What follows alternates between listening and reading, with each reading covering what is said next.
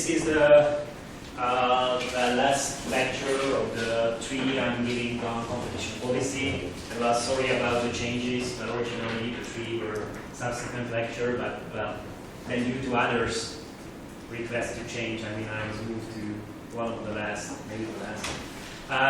So what we have seen last time is application of competition policy and interactions with regulation in a quite hot industry, also literally, which is energy. And today we gonna see how competition policy tries to influence the development. Development is a strong word. Some fine movements of telecom markets, and we're going to see actually that although there are quite a few similarities, well, especially in the approach, but because there are different specificities of the industries, some different directions needs to be taken. And first, I'm gonna talk a bit about the regulatory framework. This is going to be more like facts that you might need to know about how the regulatory framework is built up for telecom. It's going to be a bit facts based, and then turning into the competition policy cases. First, abuse of dominances, and compared to electricity, here we're going to see much more direct intervention in the sense that finding abuses and setting fines. We have seen that in electricity it was much more like commitments that were in harmony with the goals of the second, third energy packages. And then it's going to be a more important topic here in telecom industry. That here we see quite a few agreements between firms and mergers that are exactly in line with the consolidation process. So they need to cooperate a bit more with each other, and therefore quite a few pro-competitive arguments can be also brought up besides the normal competitive one. So it's if you look to this industry from the structural side, we see quite a few things that we have seen with the energy market. So there are very strong supply-side complementarities, not just economics of scale, but economics of scope, large variety of products supplied, and originally it was also a national monopoly. And because of that, there was big regulation in the 80s, till the 80s, sorry. But then also, well, maybe a bit too strong the regulation. In the US, for example, in the 80s, they broke up AT&T and also large firms in other countries. Well, that might have been a bit too fast. And because of that, the regulation has some holes. The competition policy also plays a big role and interacting more heavily in the last 15-20 years. And it's still a network industry, so a lot of infrastructures are needed in order to provide service. Which are not that easy to duplicate, at least in the platform, and therefore there are quite a few access problems. However, I already mentioned a few differences that electricity is quite a standard product. Like telecommunication services, first there are wide ranges, from voice to data services, and also more differentiated in the several packages you can choose from your mobile or whatever devices you are using. It's not just supply-side complementarities, but also demand. So network effect can play a big role, especially in tilting the markets or inattention in the markets towards one provider. But more important is that it's quite a dynamic industry. And it actually poses a big challenge because here in this industry there is a legitimate fear that, yeah, maybe you are intervening in 1-2 years, but up to that point it's already too late because the technology is basically outdated that you are regulating. And this is not, this is a dilemma that is quite severe here. And well, because of the technological change, actually there is this favorable development, which also, well, might render regulation a bit more unnecessary, is that there might be several ways to reach the consumers. Not just electricity network. I mean, this is just an electricity network. Then you cannot bypass it. But in order to get internet services to the consumer, you might have several platforms to do that. Not just a normal copper cable, but also TV cables, and nowadays mobile internet. And also, it's important to know that these are mostly national markets, and there is no international interconnection needed, but for one important segment in voice, and therefore there was actually a smaller need for unified regulation. Although this has changed a bit in the last 5 years. And the vertical structure, in a way, it's also similar that we have seen before, that you have some upstream or productive part of the vertical chain, which is basically the intelligent part of the network, and which is the headquarters basically of the telecom company. But here the product is not just you produce something and then you pass it down the chain, but much more is that the services that you allow communication between the guys. So it's much more like a network, so that there is one final consumer here and one final consumer there, and the goal is to connect them. So in order to do that, I mean, you have some local network. This is what sometimes called a local loop. And those are basically the distribution sector. And those are very dense areas where a lot of cables need to be laid down basically into each household. Those are of lower capacity, so just a lot of times this is just called the last mile, in which there is a huge cost to duplicate. But on the other hand, connecting these small switches, there are very big trunk lines, which is a lot of times called the transmission or middle stream. So this trunk segment is the one that is of large capacity, and it's actually less costly to duplicate. Most of the network, most of the telecom companies are having the national transmission system. Naturally, it's more costly in absolute value, but less costly if you divide it by the number of consumers. And the question is, well, where are the economics of scale? Where are those economics of scale prohibited for entry? And where should access be granted in order to guarantee an effective functioning of competition? And well, you might think that, well, where the economics of scale problem is more accentuated, this is where, and well, this is what we're going to see. So actually, it's also different from the electricity.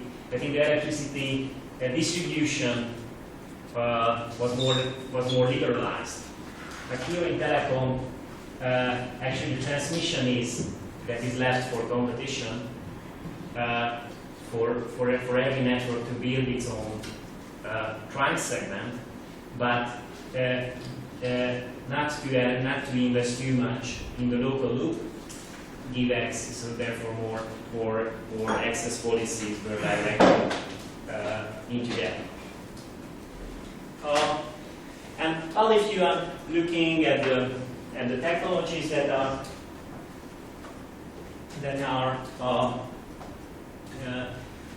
playing a role here, first there was just the PSTN network, the traditional copper lines, from late 800s, and originally that was just voice, but then there was also a growing need for data services, which now plays a much bigger role in the development of this industry.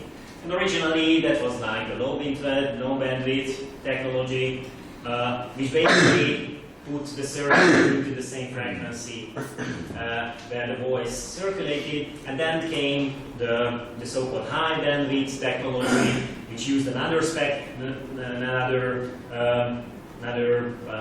wavelength, and those are the DSL products, ADSL, and all the other jazz later.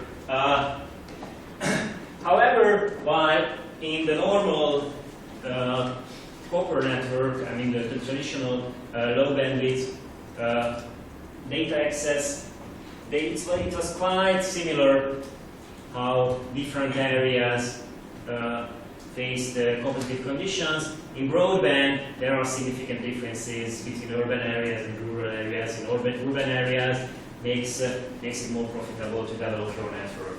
And this is what we're going to see also for other technologies that came in. Originally, they were designed to provide another service, well, not mobile network, but that was originally for voice. But as time passed, actually just a few years, they just realized that they can compete more and more directly with the services originally offered only by fixed line networks, and that broke actually. They might have power, and now fixed line is actually lagging behind the second and the third. At first there was the cable network, which turned out to be a much more cost-effective way to provide data services, although, well, partly because initially it was for TV, so it was easier to find the bandwidth. And also the bandwidth is larger, and because of that you can have a much higher speed if you are subscribed to cable. But with cable, the development between countries is actually very different. So it's that's just a slide. I'm showing here how the broadband developed from the traditional wired broadband developed from the start of the millennium in several countries.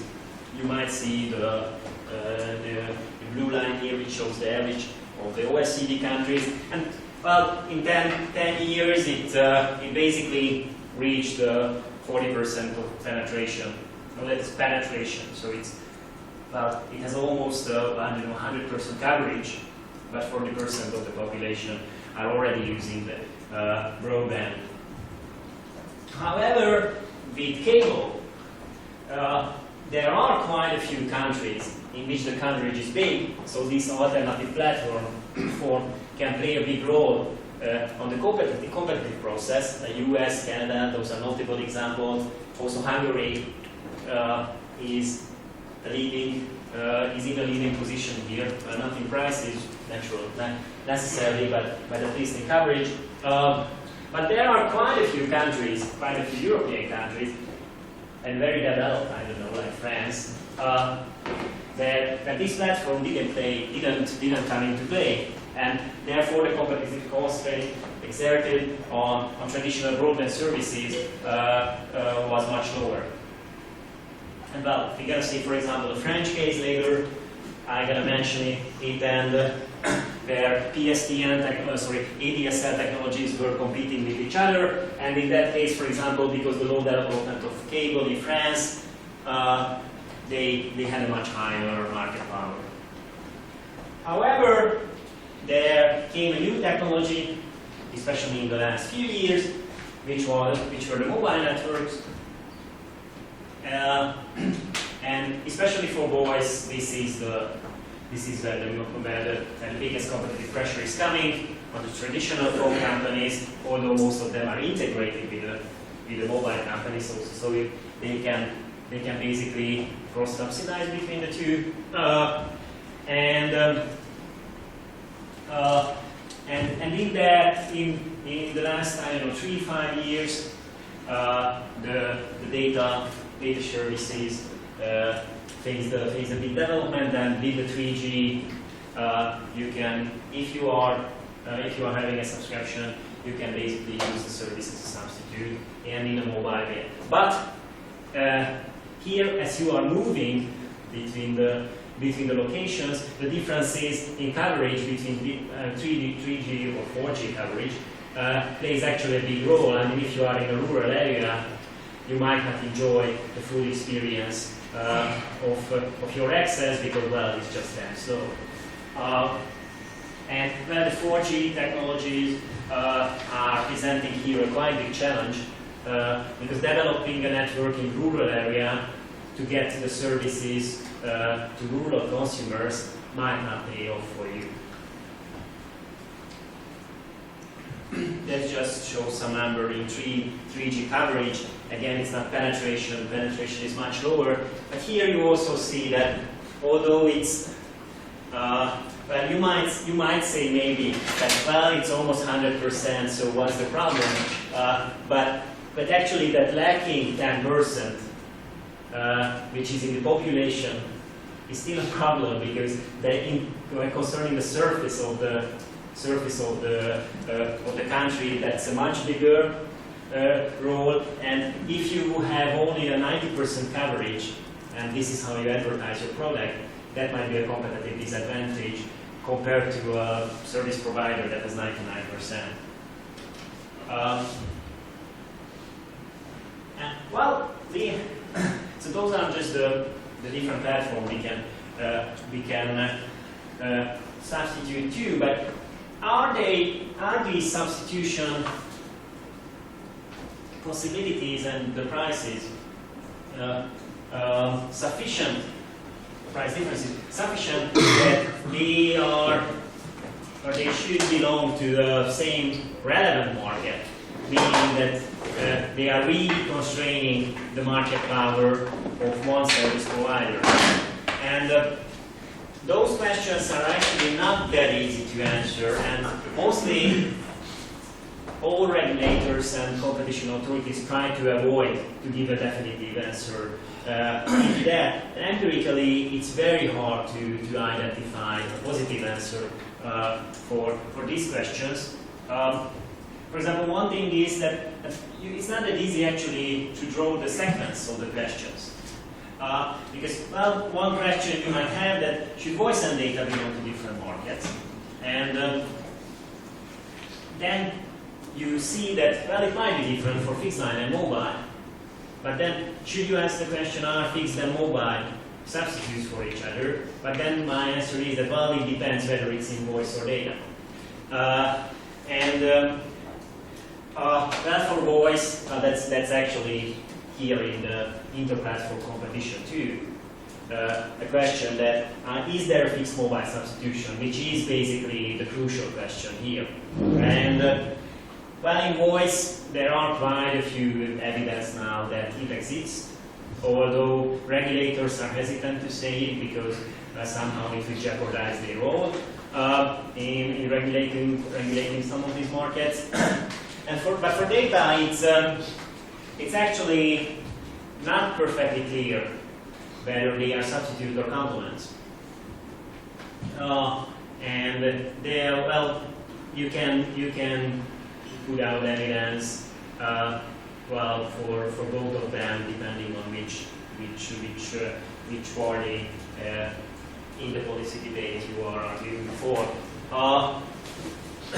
There was also a question, an important one in some of the countries, whether PSTN and cable are on the same relevant market, so they are posing a strong competitive constraint on each other. But it depends from country to country. As I said, with a penetration of 90%, very likely they are. With the penetration of cable, like 20%, very likely they are not. But it might seem a trivial question to you, or a simple, not a trivial question, but just a small question to you. But those questions are actually critical in order to see, in order to justify regulation in some of the markets. So in the last 15 years, a lot of empirical research was directed into finding the answer on these questions. And now it's the dry part, a bit what you, I mean, just to understand what how the regulation developed. Well, in Europe, it basically started in 98, before 98, but in 98 they made a big regulatory package, and this was based on this OMP approach, which basically coveted this open and efficient access to PTNS networks. Well, a lot of principles they are stated in this unified regulation of the EU are basically those that we have seen in energy. Important, however, that this package laid down this concept of asymmetric regulation. And that's asymmetric in the sense that although the industry is regulated as such, but some firms are facing different obligations than others. Basically, larger firms might face more obligation, and there is this concept introduced, which is called the significant market power, or SMP. If a firm is found to be an SMP, then obligations can be imposed on it, and it's a very similar concept than the concept of dominance in competition policy. Although here it's based on a much more structural basis, there was a presumption that if you are having a 25% market share, then you can be considered SMP. And there were also some other elements, like how to regulate interconnections or these lines, but those are not really important now. And then in 2002, there was the big step that they harmonized a lot of regulation in the different countries, and the most important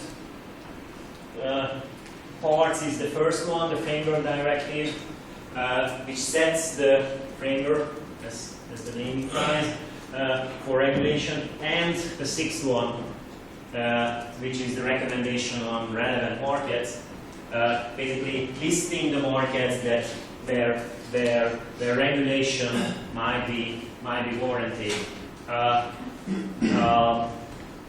This is just a procedural thing. This is on access and interconnections, and those are just complementary parts. I mean, I'm not detailing them because it's mostly a legal framework, but if you are interested later, anyone in telecommunication, you might want to look into that. The key principle here is actually different from energy a bit. That here it's explicitly acknowledged that we shouldn't over-regulate these markets, and we should regularly check whether regulation is still warranted or not. So it's basically it's a declining regulation in the sense that every second year, mostly this is the procedure, they are examining again whether the companies are SMPs or not in the respective markets, and if not, they are just saying that, well, you are free to go into whichever direction you want to go. Until competition is effective, we are not regulating that market again. And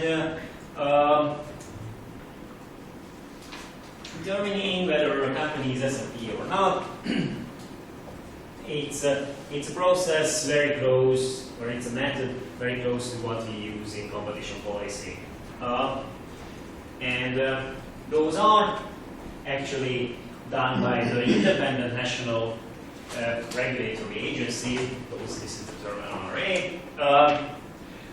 However, although they can reach a different conclusion than the European standard, the European Commission can actually veto it. So they are, well, not just simply by saying yes or no, but they can check whether the process was done right, and they might actually veto it.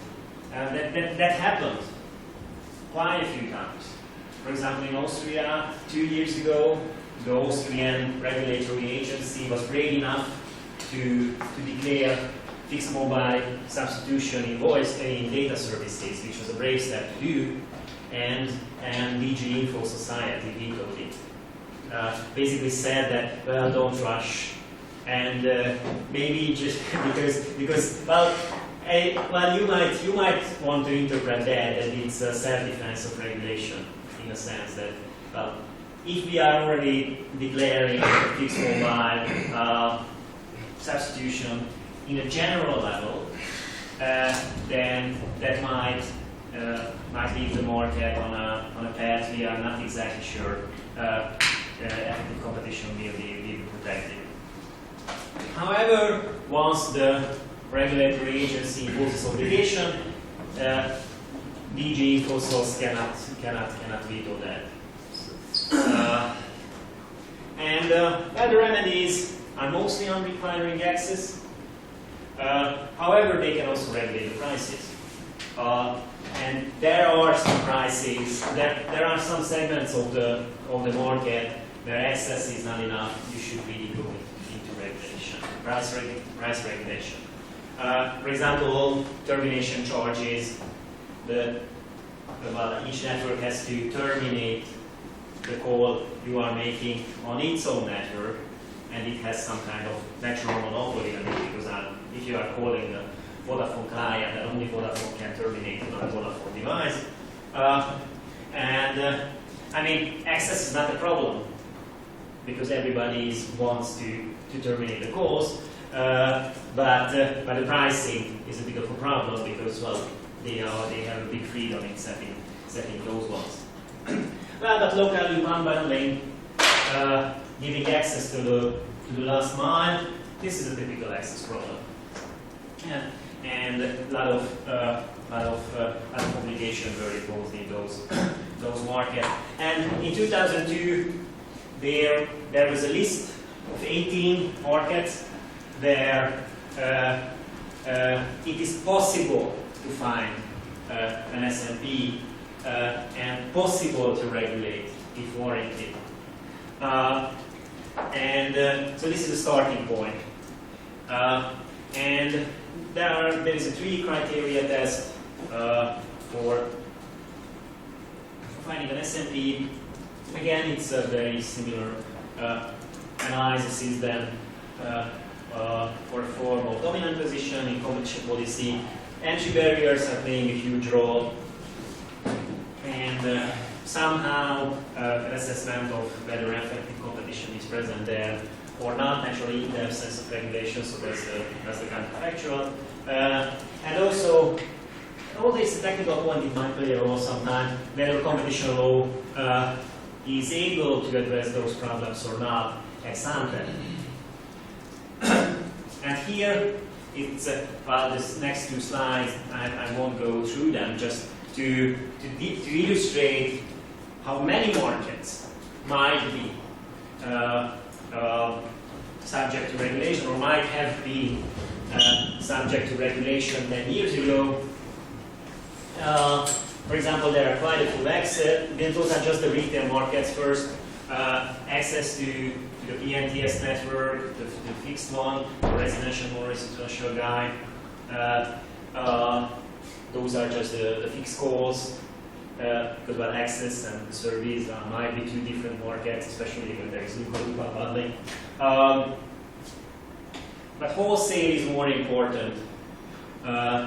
Here there is call origination and call termination that I already talked about, but also in broadband access. So basically, local loop unbundling for data services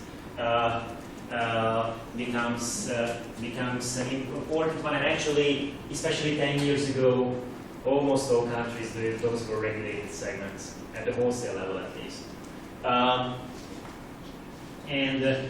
Concerning mobile network, there is also some room for regulation in access and call termination. And again, call termination in almost every country, this is still an SMP 10 years after the introduction of the framework directive.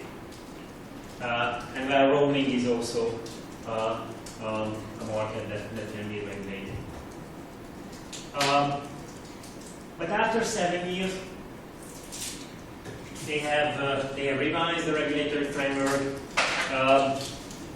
There are some administrative steps, although they are, well, for example, this Better Tariff Regulation Directive is quite a good read.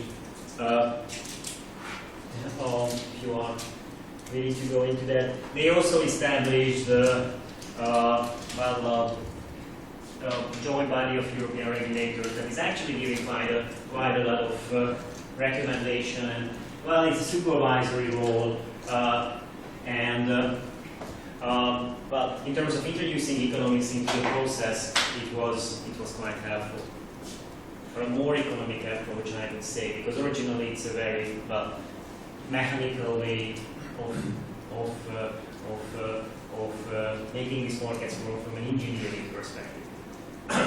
And they already, after 7 years, decreased the number of markets that can be subject to regulation. Although it's in a way it's a bit cheating, because, for example, the first market 1, is just merging the market 1 and market 2 that was before. Again, I'm not going to go into the details there, just to see the variety of regulation. Okay, so that's just the framework we are moving in.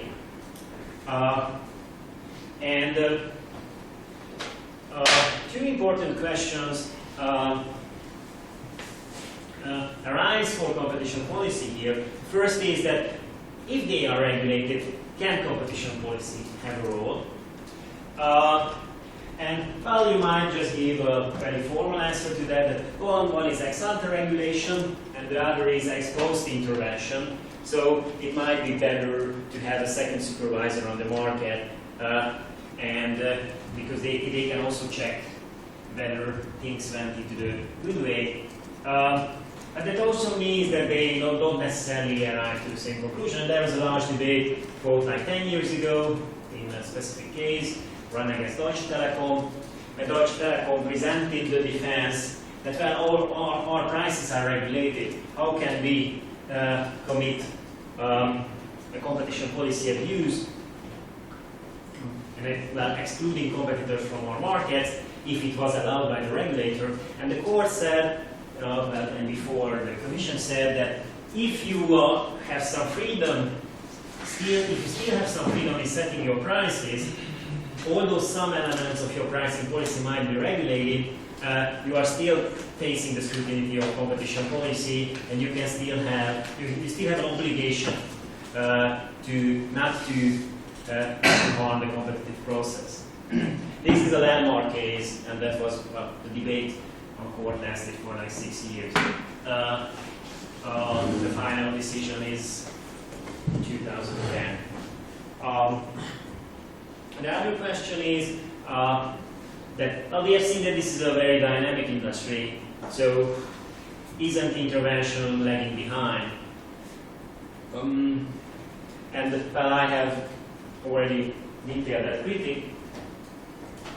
And there is another view that, especially because they are so changing, if somebody has the ability to block the development, then it might harm the markets on the long run, even though the views lasted, I don't know, for just a few months, but might have deterred some newer technologies entering into the market. And this special responsibility was touched in quite a few cases, and in the famous French case, also the European courts not exactly endorsed the view, so it might be a strong word to use here, but at least they weren't against it, how the Commission and the national competition authorities use that approach. I just had a short question to the second argument. I think I brought this up before in class, but based on argument number 2, why wasn't the merger of the acquisition of Bayer by Pfizer blocked? The 2 biggest pharmaceutical companies in the world in 2001. Why wasn't that blocked on the grounds that this would create huge market power for these two medical giants? Well, you know, so you mean by getting too many patents and so on, and therefore just blocking R&D for a lot of important products? Not blocking, but not hindering. Well, you know, I think a merger that would be much harder to prove.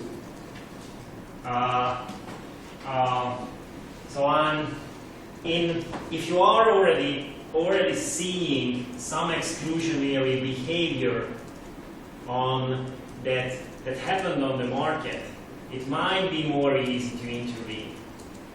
Actually, proving that's also, well, actually a bit in the line of the first question, that should it be a very strict ex-ante regulation, basically a very strict merger policy, or we should set the bar to very high for ex-ante regulation and make an ex-post safeguard that if it happens, then a competition authority with ex-post regulation too will intervene, and that might deter the companies to engage in those anti-competitive acts. So it's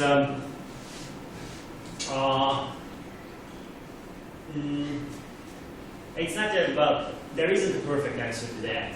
You might want to say, actually, there is another argument that in mergers, it's much easier to consult with the parties, to make the deal be realized in such a way that it gives safeguards that those won't happen. I think in Pfizer, the merger was allowed only with remedies, but I'm not perfectly sure.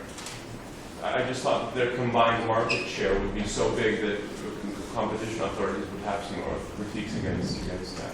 And I think they had. And they just allowed the merger with remedies. But I'm not. I mean, to be honest, pharma is not my industry. I dig this, so I don't know the perfect details of the case.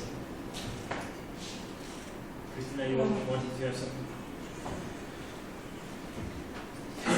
Okay, so well, just now going into the specific application, and actually telecom is a good example that in the use of dominance cases they have covered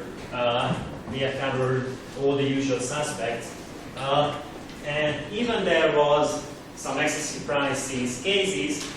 Although we have seen some warnings against running these cases because well, they might be over-intervening in the market, especially if they are regulated. But there was one market, and this was international roaming, in which DG competition weighed in, partly because it's the national regulation cannot really handle it. And there were big cases initiated against most of the telecom giants in Germany and UK, on possibly excessive wholesale tariffs in roaming. And that investigation lasted for 2 years. And this is like the direction we have seen in energy, but at the end, there were some remedy imposed on that, which were harmonized with this regulation initiative, the adoption of roaming regulation. So actually, at the end, because of the remedy, there were no explicit remedies. The remedy was that they are adopting this regulation, and the case was dropped.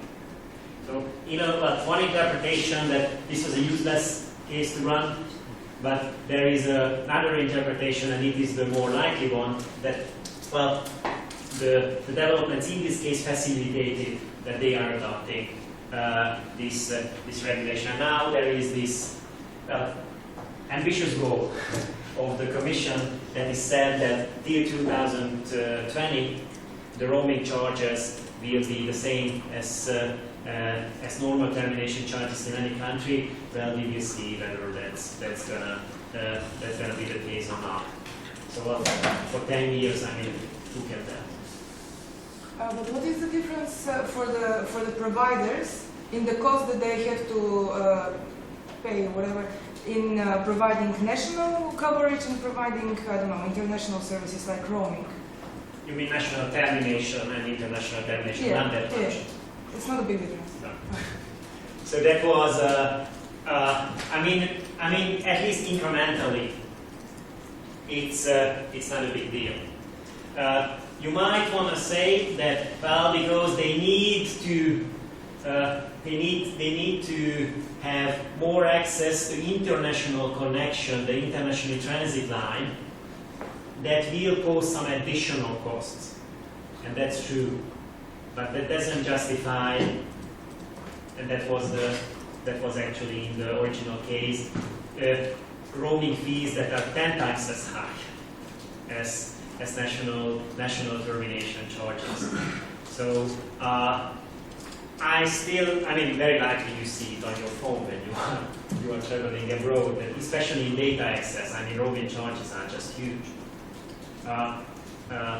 Well, especially if you are in the wrong package. So now you can bypass it by a clever package, but it's not really justified.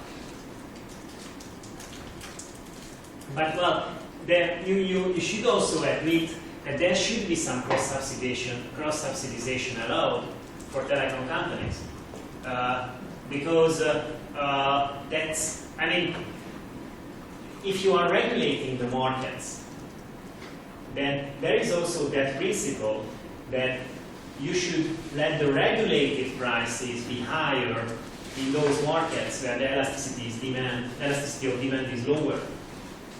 And well, if you are especially receiving a call when you are abroad, so when you are roaming, well, you don't have much choice. You got to answer that. Well, you have some choice in that, but when you are answering the call, well, you have a larger tendency to do that than just initiating a call from abroad, right? So also the welfare maximizing regulatory approach would be to allow higher prices for roaming, because you have some fixed cost to cover. And because of that, it's not that easy to find the optimal level.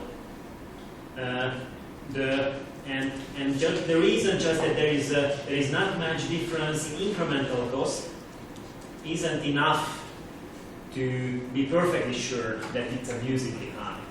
This is just what I'm saying.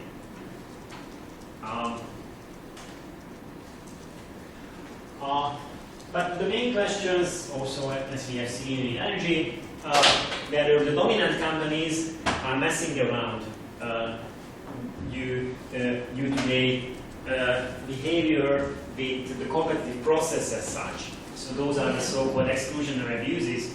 And one exclusion that we have seen, but we have we have went through the details. At the general level, it's horizontal exclusion, which is done by too low downstream prices. This is so-called predation. But here the burden of proof is actually quite high because, well, in the short run there are some obvious consumer benefits. So we're gonna see a famous case next slide. And there were also some tiny cases running national jurisdiction in telecom, but not at the European level. In vertical exclusion, we see quite a few cases. This was also the approach that the competition policy in energy took. Because here we see immediate consumers' harms if access is too costly to the downstream networks, mostly through the so-called margin squeeze, then this will boost up downstream prices. And well, the defense was, as I said, with telecom, the wholesale prices are regulated. So how can we make it too costly to enter downstream markets? But there is a behavior which is called the margin squeeze, which is this so-called unfair spread between the wholesale and retail prices. So it's just that you are setting the downstream price so high, at such a level that in order to compete with that, the downstream company is running a negative margin, and so he cannot enter the downstream market or cannot expand on that market. And well, on this slide, I am just showing several regimes that can happen. I mean, I'm not going to detail that, but it's just showing that actually the different wholesale and retail prices, there can be quite different outcomes. This is just a normal one when you are just putting the normal costs into your prices, and this is cost-based pricing. But for example, here you see a margin squeeze. Then the retail price is not too high. The wholesale price is also below the variable cost, but it's just leaves not enough margin here. That's that. For the competitors downstream, so they cannot expand on that market. So this is the only case when there was a hard line taken at the European level against predation, and this is the case for Wanadu. This was with an exclusionary abuse in the early days of the broadband in France, and here it was found that for a period of like 18 months they were charging the prices below cost, and it was also found by doing downgrades on the company that this was part of explicit strategy to get rid of competitors on the market. And this is actually a landmark case because it sets rules for how to do price cost comparisons and how to account investments in calculating cost and so on. So you might see that there are not that much interventions on those lines, but maybe the deterrence effect of this case is high. But the deterrence effect is quite hard to measure. This was although this was a downstream predation case, this could have won very likely based on a margin squeeze, because it was also the case that the downstream margin was actually low for competitors, and Wanadu was just a subsidiary of France Telecom, who gave wholesale access, and it also played with the wholesale prices. So So that case is a perfect example of that. The firm could have been found guilty on 2 competition policy abuses. Actually, the fine would have been the same, so it didn't matter. Okay. So, why doesn't the if competition authorities are looking at this margin squeeze, why don't they also look at the market conditions? For example, if demand shrinks, in order for companies to stay afloat, they have to squeeze their Well, they do. So why don't when assessing whether margin squeeze is present, why don't companies look at the market? No, they actually do it. So it's not just, well, there is a debate on that, and actually the next case shows that that this was the original approach took by the Commission, that the simple presence of a margin squeeze is enough, because that's based on this that's based on this very idea that if the margin squeeze is present, then that also means that the firm's downstream arm is making losses. So if it were vertically separated, then it would foreclose itself from the market. And because of that, there is this principle that if it doesn't make economic sense, but for exclusion, then it can be deemed exclusionary. And you might say that okay, but this has a too high type 1 error, so maybe we are over-regulating the markets, and I agree with that. Although the legal debate is fought on that, now after this case and the debate initiated by that, now the consensus is that you need to find also additional effects on the market, namely examining how, especially what you have mentioned, how the demand changed during that period. But actually, in the case of those services, that's not a problem, because there was a huge demand of broadband services. And in the Deutsche Telekom case, not only we have seen that competitors' market share was stable, but it was actually declining. So we have seen that there were not exits from the market, but there was some marginalization of competitors on the market. Also looking, the Deutsche Telekom didn't look at the evolution of prices, but the next case looked, and that was also found to be some indirect evidence that there is some protection of the downstream market that by the dominant firm that is not leaving effective competition in.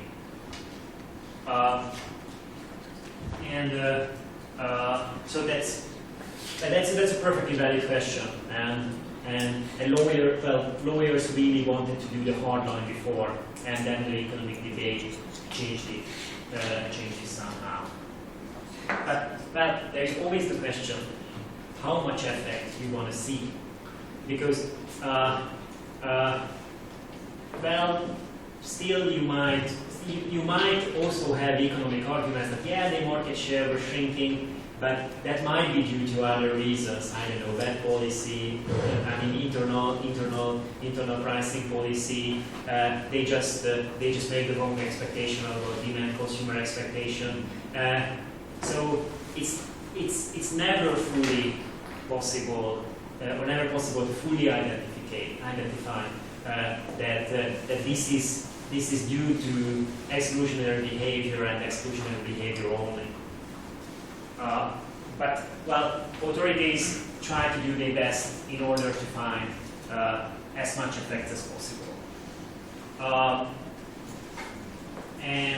For example, in the Telefonica case, which was a similar case in a lot of respects on the Spanish market.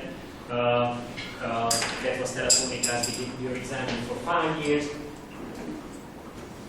and there was a specific evaluation of entry barriers and whether that their competitors can reach viable scale of providing competitive service, providing services at a cost-effective way, and also that the firm, I mean the dominant firm, had some proven motive to block their competitors to reach that level.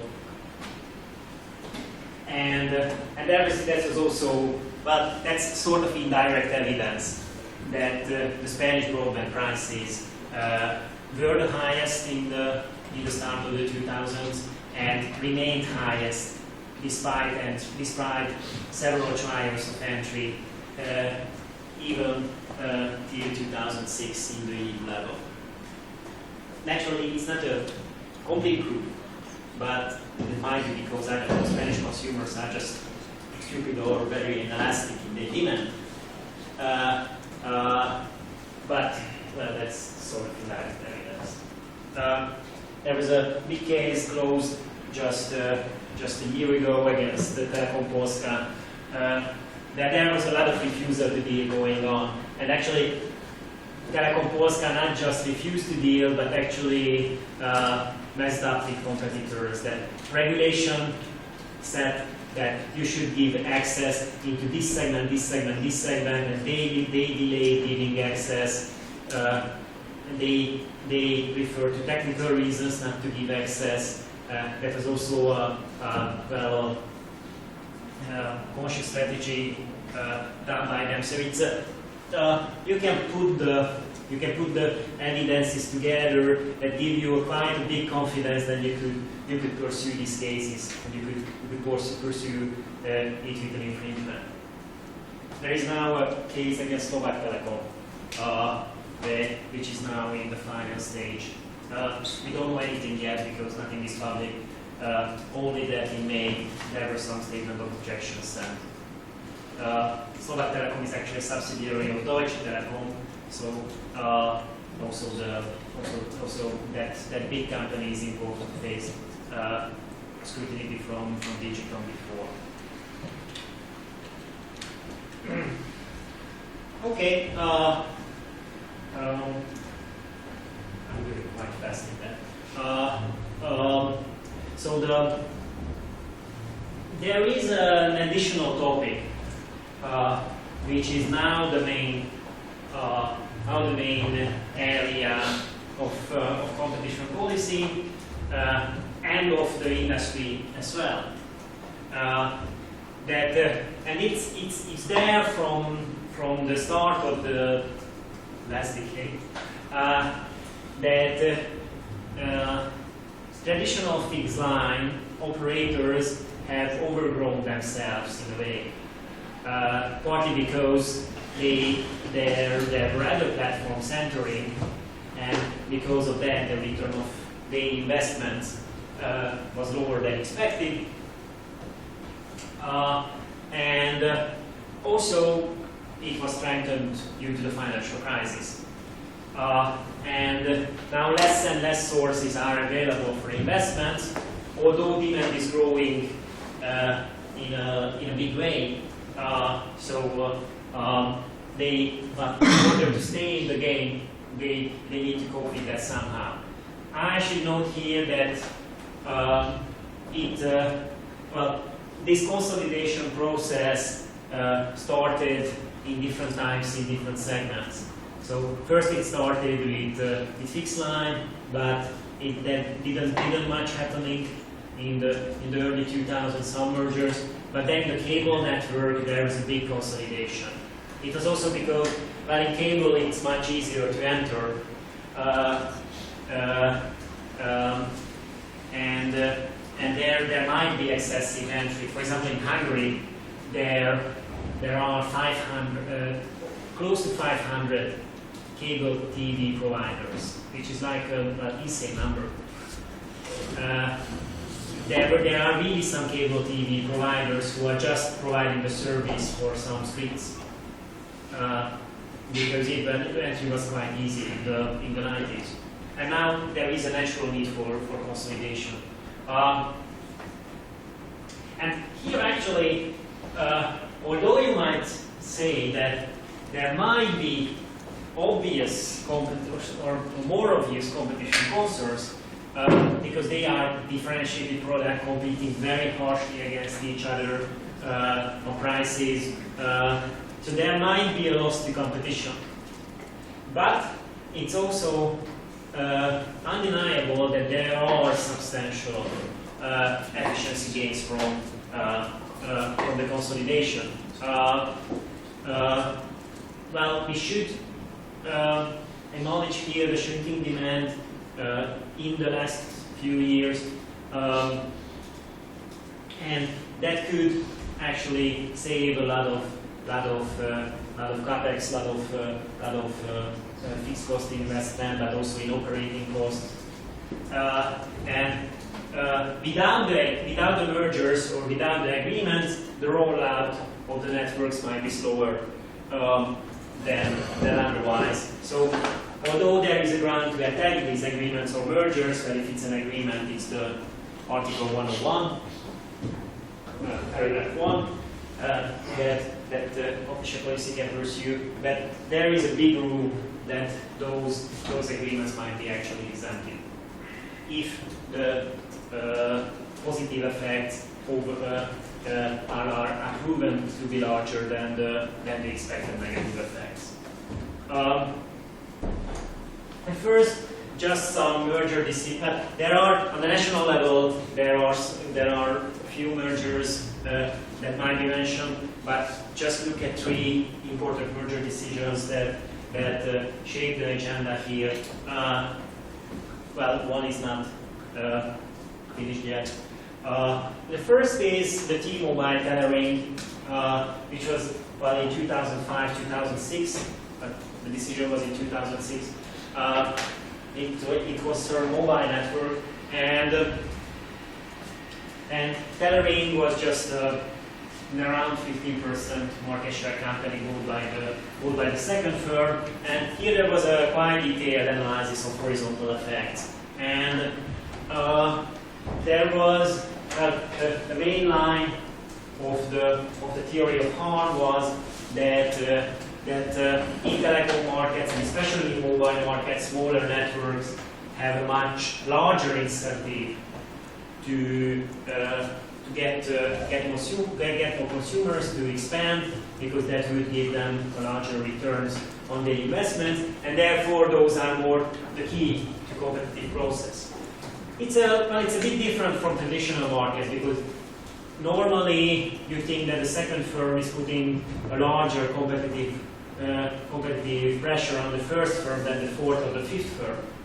But because network effects are in play here, and also supply side complementarities, this is a bit different. And quite a bit of proving powerful horizontal effect concentrated on this role.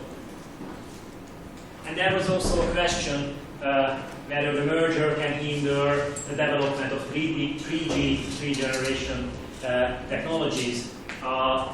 And this was actually what the remedy concentrated on, to find basically a good substitute for the competitive pressure that might leave the market by the acquisition of tethering. And there was a fifth player just entering the market like 2 years ago by Hutchison, which is a lot of times called just Tree. So this is the company named Tree, and might be confusing for the first three. H3, a lot of times that's also the name for that. And so T-Mobile divested a big part of the network, the physical network, also to reach national coverage, but also radio frequencies on the UMTS spectrum, that's 900 megahertz, in order to be able to reposition himself to be this so-called maverick guy. It's a bit loosely called here. It's usually used for coordinated effects, but maverick in the sense that that guy who has different incentives to get consumers and therefore be more pushy, be more competitive with the prices.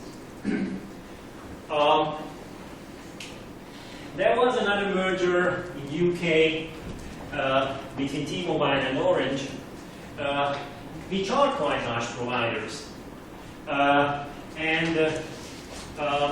On the horizontal effects, even though they were like the third and fourth networks merging, it wasn't just horizontal effects that were evaluated.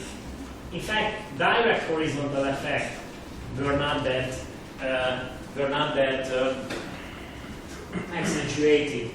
But there were two concerns that you are giving a too big advantage in your network or in the assets, network assets you are controlling, and that might jeopardize some developments on the market that might be good for competition. And one was that there is a big network sharing agreement of T-Mobile with Hutchison, who didn't have a network, and or in a lot of areas. And this was basically an MVNO, mobile virtual network operator. And there was a fear that once they are entering into a merger, then this network sharing agreement will be sabotaged. To put it strongly, and this MVNO should leave the market. And one remedy of that, but it's sort of like a vertical effect. And there were safeguards given that this network sharing agreement that is already working for some years will continue to do so. And this was the first merger in which a specific theory of harm was investigated, which was especially warranted due to the introduction of 4G services. A lot of times this is called LTE.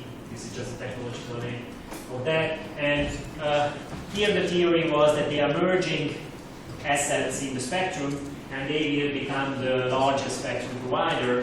Well, not the provider, largest spectrum controllers. And in order to give 4G, you need to cut off a large part of the spectrum, at least 10 megahertz. But well, if you are closer to 20, that's better. And then the whole spectrum for 4G in total, that's like 100, maybe 80 megahertz, and you need to provide other services on that too. So if they are controlling too large spectrum, that there won't be room for others in the spectrum to provide 4G, and that might, on the long run, have an effect on the competition, even though the 4G service is not a separate relevant market, because it's just also a high-speed mobile data access service. But well, if you are doing data access with your phone, it's not you who are choosing between 3G and 4G, or well, it just connects to the most effective network, unless you are making your own options, or making own choices. And therefore, in order for the merger to be clear, they also needed to divest some parts of the spectrum. It was still less than the spectrum they acquired from the merger.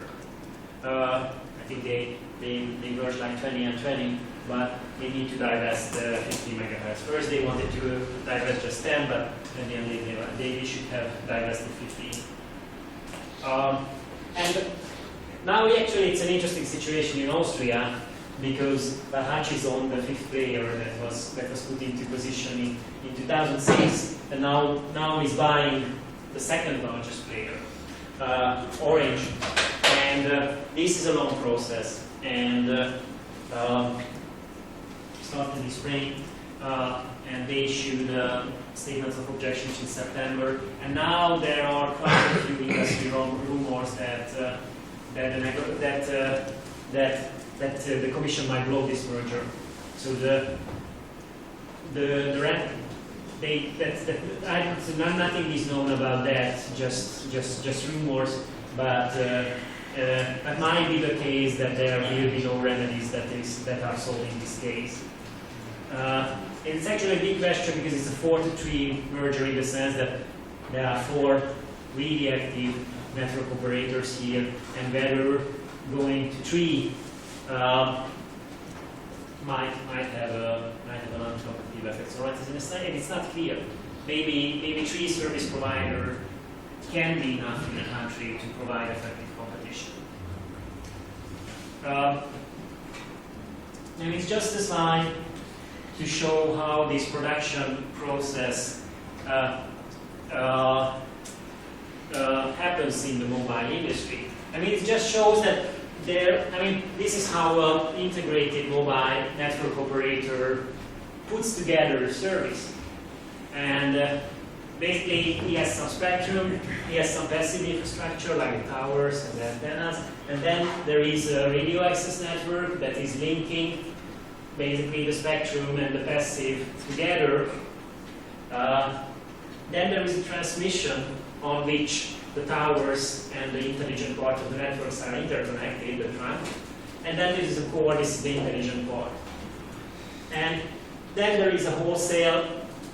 They just give the service to the wholesale provider, which is in also the company has it, and then they just pass it to the final consumer. And if there is a merger, and naturally there are a lot of market interaction.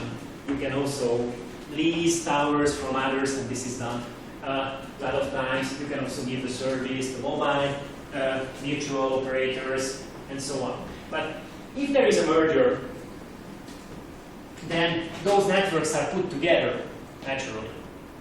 But the idea was, and this is the new line or the new development in telco industries, that we are not merging, because then it's a long process. Authorities might have a negative say in that, but that just we are cooperating at some level of the production process. So basically, we are just sharing spectrums, passive infrastructure, radio access network, maybe part of the transmission network, basically in the line, but the regulation wanted that don't duplicate costly assets. Just give access to competitors, and here what they are giving is just mutual access to each other into their network. And this new line actually posing quite a few questions. This is a so-called production agreement. And several arguments can be brought up why this is beneficial and pro-competitive. As I said, the number of downstream players doesn't change, so the downstream protective process might be the same, not necessarily. I will raise some issues.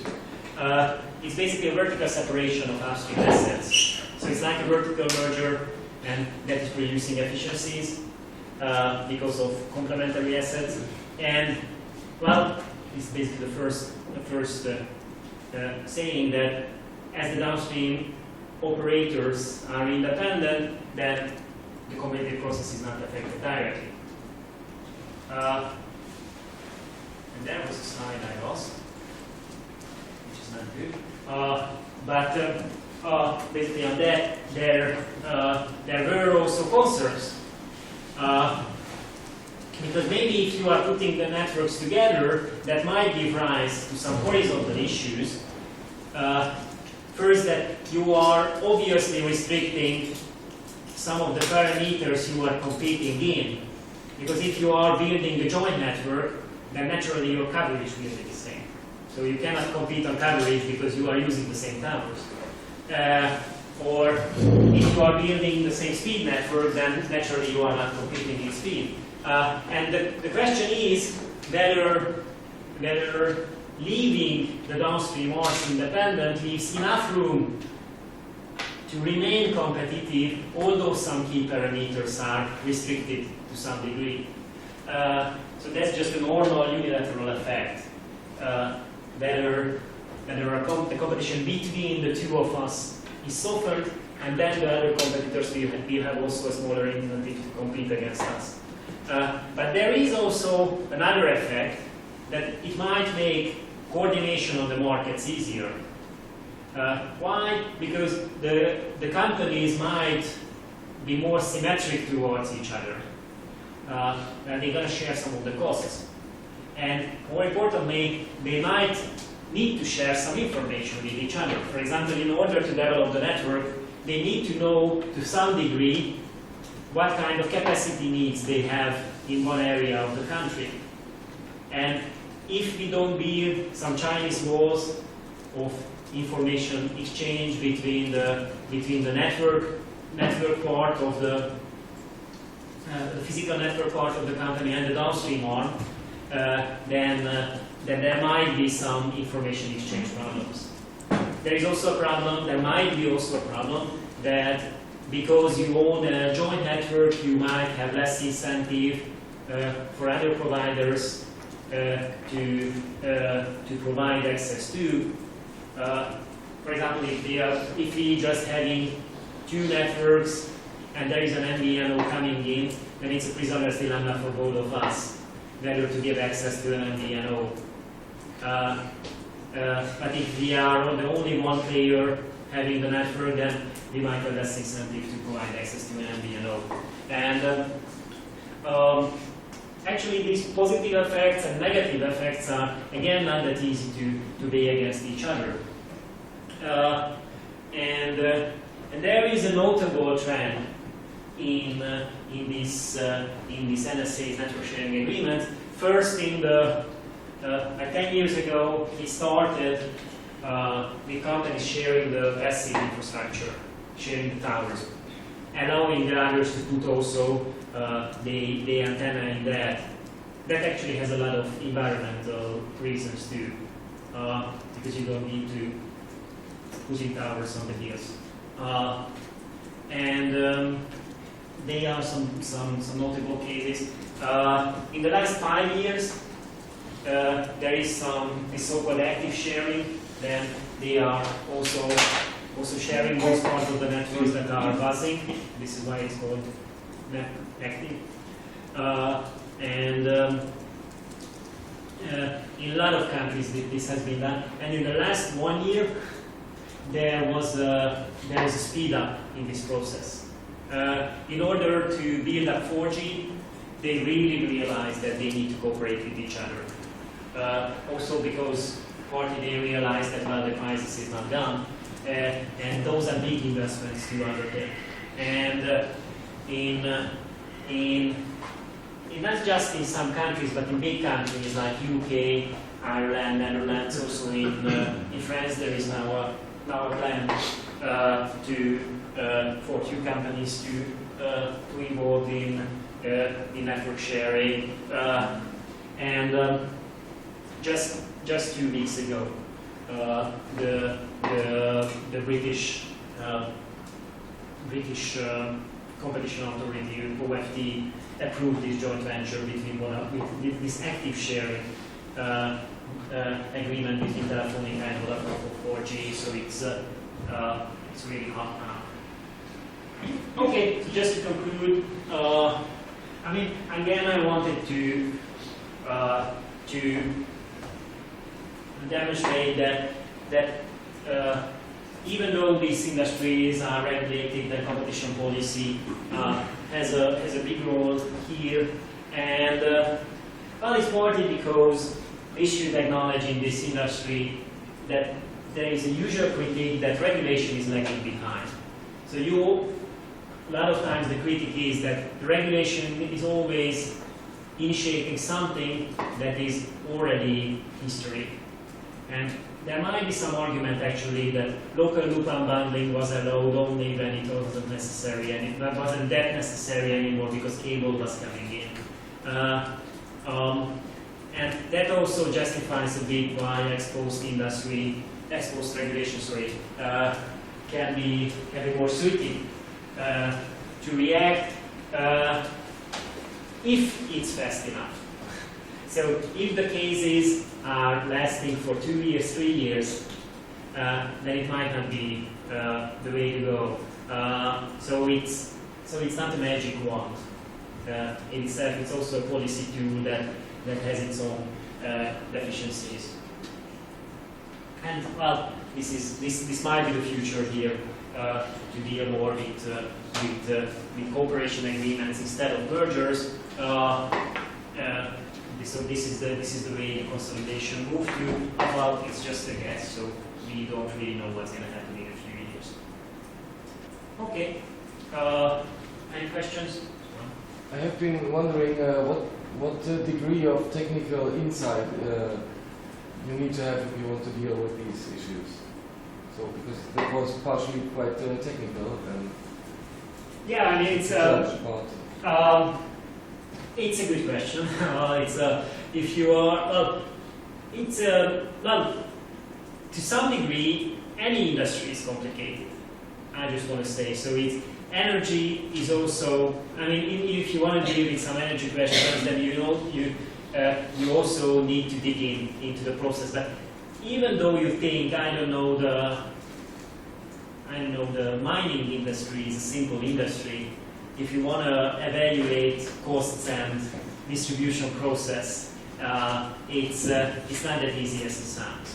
I worked a bit on telecom cases. I'm still working on that, and most of the times this translation to engineering questions, translation of engineering questions to economic questions can be done in a few months, I would say. But still, I mean, if you're working with industry people, you might have the feeling that even though they are doing it for 5 years, they don't understand all the aspects. Now, mostly they are also specializing. I mean, if you are working with, especially with the large integrated companies, the mobile arm might not understand fully what the fixed line arm is doing. But if you are contemplating in working in that, I think you're going to be fine in a few months. First time you see a lot of buzzwords are flying, and you just don't know what LLU is and what LTE is and how much is, 10 megahertz. But few months, you're going to be fine. And especially, I mean, if it's just for work. If you want to write, something like that, I mean, contemplating or writing something for thesis, I think, the papers that are written about it are quite good in summarizing the technical details you need to know to grasp, 70% of the issues. In order to reach 90%, I mean, there is a very complex function over there. Okay. Any question?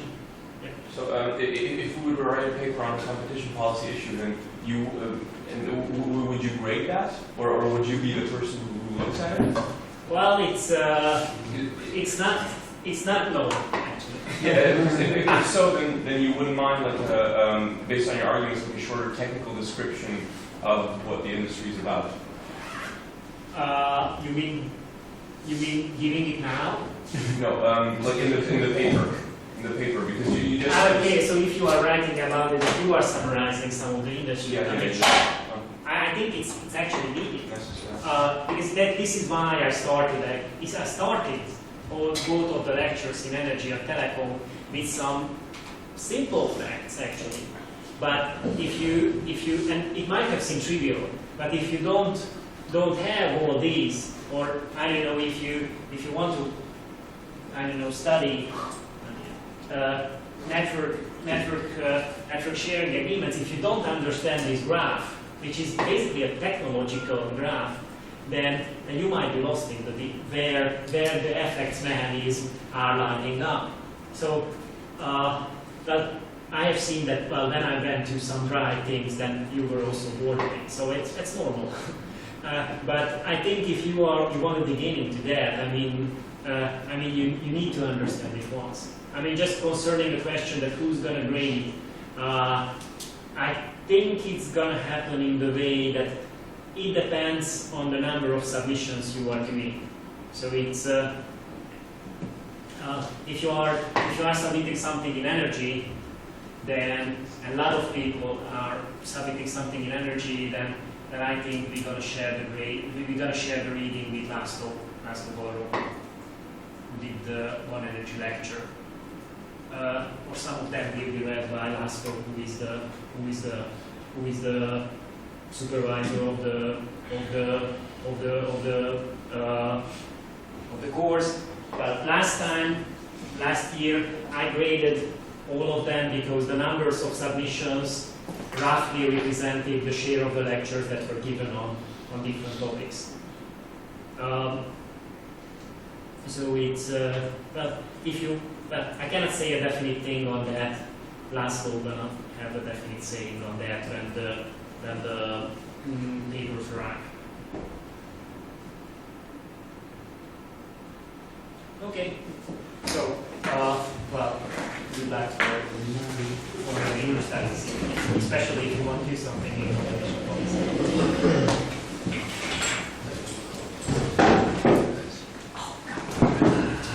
I'll be